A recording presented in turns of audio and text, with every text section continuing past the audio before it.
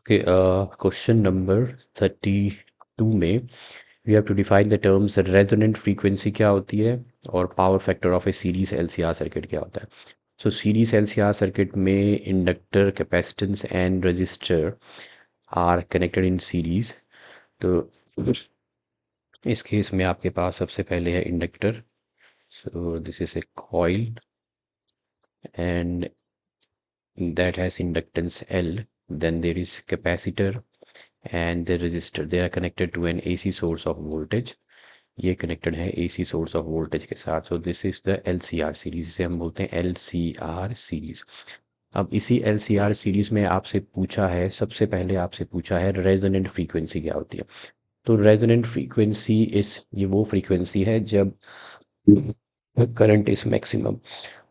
और maximum current होने के लिए देखो, तो रेजोनेंट फ्रीक्वेंसी, तो रेजोनेंट फ्रीक्वेंसी को मैं एफ आर से डिनोट कर रहा हूँ। This is the frequency when which the current is maximum. और मैक्सिमम करंट के लिए आपको जो इम्पिडेंस है, the resistance offered by these circuit elements in this circuit is called impedance। जैसे डीसी सर्किट में हम बोलते हैं रेजिस्टेंस, यहाँ पे बोलते हैं इम्पीडेंस। तो रेजोनेंट फ्रीक्वेंसी पे करंट मैक्सिमम होगा। करंट मैक्सिमम के लिए आपको इम्पीडेंस जो है वो मिनिमम चाहिए। This impedance should be minimum.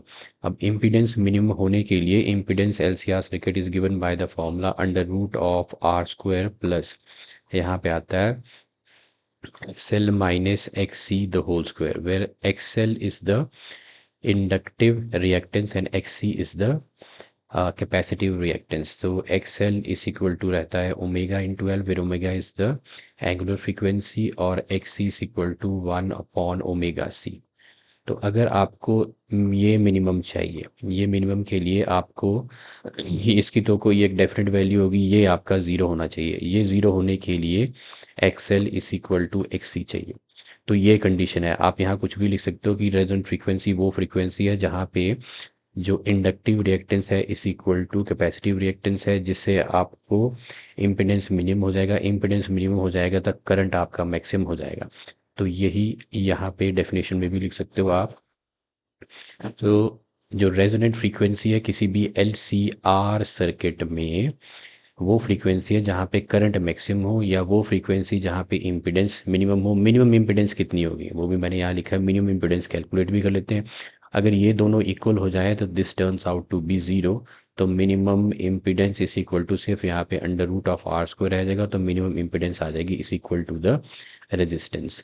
या वो फ्रीक्वेंसी जहाँ पे ये inductive reactance should be equal to the capacitive reactance, इसे हम बोलते हैं इंडक्टिव रिएक्टेंस, एंड XC जो है this is the capacitive reactance. तो इन तीनों में से कोई भी आप डेफिनेशन लिख सकते हो। The frequency eight which either the current in the LCR series circuit is maximum or impedance is minimum or the inductive reactance is equal to capacitive reactance। इसे आप कैलकुलेट भी कर सकते हो। देखो यहाँ पे इन दोनों को इक्वल कर दो, तो inductive reactance is equal to, मैंने कर दिया कैपेसिटिव रिएक्टेंस। इंडक्टिव होता है omega into L, where omega is the angular frequency and L is the inductance. यहाँ आ जाएगा X C is the capacitive reactance, one by omega C cross multiply किया तो omega square is equal to 1/LC आ जाएगा। तो ओमेगा, इसे आप रेजोनेंट एंगुलर फ्रीक्वेंसी भी बोल सकते हो। अब resonant angular frequency this is equal to 1/2πf, ये आपकी फ्रीक्वेंसी आ जाएगी resonant frequency. Now the resonant frequency is equal to 1/2π√LC। ये फॉर्मूला है रेजोनेंट एंगुलर फ्रीक्वेंसी का, 1/2π√LC, जो मैंने कैपेसिटिव रिएक्टेंस और इंडक्टिव रिएक्टेंस को इक्वेट करके निकाल दी। ओके, नेक्स्ट, इसी क्वेश्चन में रेजोनेंट फ्रीक्वेंसी तो हो गया इधर। अब आपके पास है power factor of a series of LCR circuit क्या होता है। तो पावर फैक्टर को हम डिनोट करते हैं cos फाई से।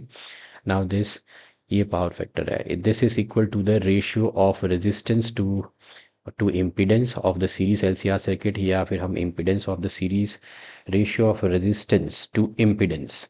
रेजिस्टेंस मीन्स ये जो आपका रजिस्टर कनेक्टेड है, this will give you the resistance. तो R upon the impedance, this is the impedance, ये इम्पिडेंस है। Impedance is given by this formula. इसको मैं दोबारा लिखूं तो impedance is equal to LCR series circuit का रहता है, this is X C minus X L the whole square, this is the impedance. तो आर और जेड का रेशियो जो देगा that is called the power factor which is denoted by cos phi, यही यहाँ पे बताया। तो ratio of resistance to impedance of the series LCR circuit, इसको डिनोट करते हैं कॉस फाई से, रेजिस्टेंस टू द इम्पीडेंस, जहाँ साई जो है that is the angle between the voltage and the current. Okay, अब हमें condition for maximum power dissipation भी इसमें पूछी है। तो पावर जो है एलसीआर सर्किट में is given by this formula where V RMS is the root mean square value of the AC voltage, root mean square value of the current, ये आपका पावर फैक्टर है। अब ये मैक्सिमम पावर जनरेट करनी है तो power factor आपका 1 होना चाहिए। अब पावर फैक्टर आपका 1 कब होगा, पावर फैक्टर का जो फॉर्मूला था that is R by Z। तो इन दोनों को अगर इक्वेट मैं कर दूं, Z is equal to R कर दूं, तो this becomes equal to R by R is equal to 1 हो जाएगा, ये 1 हो जाएगा क्योंकि इसकी मैक्सिमम वैल्यू कॉस की मैक्सिमम वैल्यू 1 होती है। तो this gives you the maximum power dissipation in the LCR circuit circuit. तो Z is equal to R कब होता है, रेजोनेंस पे। तो आप बोल सकते हो कि रेजोनेंस पे जब Z is equal to R हो जाएगा, पावर फैक्टर 1 हो जाएगा, तो power is maximum dissipated in that case. Okay, अब इसी क्वेश्चन का जो थर्ड पार्ट है वो हम करेंगे। तो इस देखो थर्ड पार्ट में आपको कुछ गिवन फिजिकल क्वांटिटीज हैं। सो ओके, ये आपका है। तो इसमें एक इंडक्टर है जिसकी 5/π henry is the unit of the inductance. Inductance आपको दे रखी है, कैपेसिटर की कैपेसिटेंस आपको दे रखी है 50/π माइक्रोफराड है, रेजिस्टेंस आपको दे रखी है। तो एलसीआर सीरीज सर्किट में they are connected in series across an AC source of voltage. तो इस तरह से ये कनेक्टेड हैं। So this is let's say inductor, then we have capacitor and the resistance, they are connected to an AC source of voltage. So this inductance is given which is equal to 5/π Henry, capacitance is given 50/π microfarad and resistance of this resistor is given which is 400 ohm। यहीं पे आपको जो voltage भी दे रखी है of this AC source, V is equal to आपको दे रखा है 140 sine 100π into t volts. Okay, अब आपको फाइंड आउट करना है, पहले आपको फाइंड आउट करना है इम्पीडेंस। तो इम्पीडेंस के लिए आपको चाहिए under root of R square plus इधर चाहिए X C minus X L the whole square, ये वैल्यू गिवन है। We have to calculate these two values. Okay, तो सबसे पहले हम कैलकुलेट करते हैं, let's find out the impedance. तो उसके लिए इंडक्टिव रिएक्टेंस कैलकुलेट करते हैं which is given by the formula omega into L. अब ओमेगा कहाँ से आएगा, which is the angular frequency, ये आपको वोल्टेज दे रखी है। तो if we compare this with the standard जो इक्वेशन है which is V is equal to रहता है V naught sine omega T. अगर इसको हम कंपेयर करें स्टैंडर्ड इक्वेशन के साथ तो पीक वोल्टेज आपकी आ जाएगी, this is the peak voltage which is 140 sine omega t. Sine omega t इधर कंपेयर करें तो this is omega, angular frequency is equal to आ जाएगी 100π। तो एंगुलर फ्रीक्वेंसी आ गई 100π और इंडक्टेंस आपको दे रखी है विच इज़ 5/π हेनरी। तो ये कैंसिल हो जाएगा, इधर आ जाएगा 500, इसके जो यूनिट्स जो रहते हैं ओम है।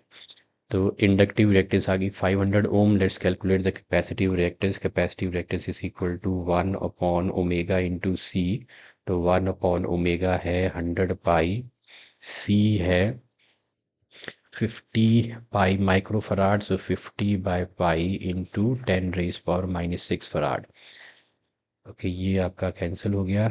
दिस इज इक्वल टू 1 ये 5 × 10³ आ जाएगा, 5 × 10⁻³ आपके पास आ गया। तो 1/5 × 10⁻³ which is equal to 1000/5, so that would be equal to 200 ohm. 200 ohm आ गई capacitive reactance. Now we have to calculate the impedance. So impedance का फॉर्मूला लगाएंगे, Z is equal to √of R² plus XC minus XL the whole square. Resistance आपको given है, this is resistance जो है that is 400 ओम। तो 400 का square यहाँ मैं लिख लेता हूँ, 400 का square plus XC is 200 minus XL is 500 this square. तो 16 1 2 3 4 प्लस 3 इधर आ जाएगा 300 का -300 का square 9 1 2 3 4 which gives me √of 25 1 2 3 4।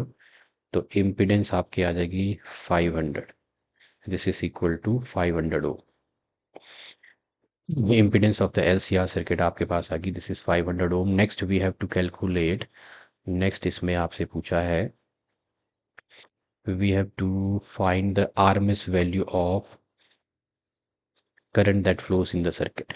तो RMS value of current that flows in the circuit आपको निकालना है सेकेंड पार्ट में। तो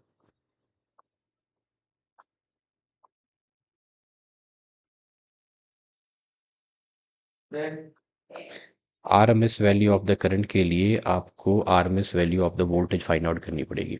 तो रूट मीन स्क्वायर वैल्यू के लिए, करंट के लिए root mean square value of the voltage which is equal to the peak value divided by √2। Peak value हमने ऊपर कैलकुलेट की थी फ्रॉम द स्टैंडर्ड इक्वेशन, और उस इक्वेशन को कंपेयर करके जो AC सोर्स ऑफ वोल्टेज की दी है, this is the peak value.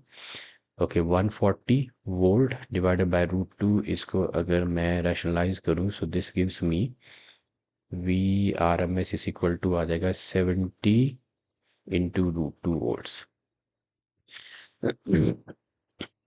Sorry, इसको मैं दिस इज यस 70 इंटू √2, तो 70, या इसको मैं सीधा अगर यहाँ से वैल्यू डालूँ, क्योंकि √2 की वैल्यू आपको दे रखी है क्वेश्चन में, तो क्वेश्चन में √2 की वैल्यू अगर मैं यूज़ करूँ तो that is 1.4। So this is 1.4 which gives me 1400/14 which is equal to 100 volt. Okay ये आ गई 100 वोल्ट। अब हम यूज़ करेंगे ओम्स लॉ फॉर,